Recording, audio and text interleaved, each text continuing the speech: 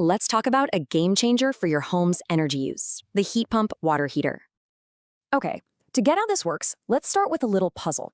How can a refrigerator possibly heat your water? It sounds crazy, right? But the tech is already in your kitchen. Well, it's basically a refrigerator in reverse. It just moves warmth from the air into the tank. See, a standard heater creates heat. A heat pump just moves the heat that's already there. And just moving heat instead of making it, that makes it up to 4 times more efficient. But there's a catch, of course. These things need a little room to breathe. You'll need about 750 cubic feet of space, so it has plenty of air to work with.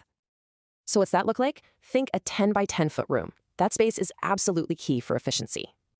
That's why big open spaces like an unfinished basement or a garage are pretty much perfect spots. But what if you don't have the space? No problem. A simple ducting kit can solve that. All right, here's an insider tip that can actually double your water heater's life. Seriously. It's all about this little thing called an anode rod. It's like a bodyguard for your tank. And taking care of it makes a huge difference. You could go from a 10-year lifespan to 20. You've got 2 options, a standard one you check every few years, or a powered maintenance-free version. And hey, the good news? Many new models just come with the maintenance-free kind built right in.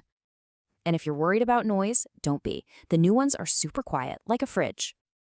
Okay, so making the right choice really comes down to size. You've got to get it right. So let's wrap it up. Get the setup right, and you're looking at huge efficiency and a 20-year lifespan.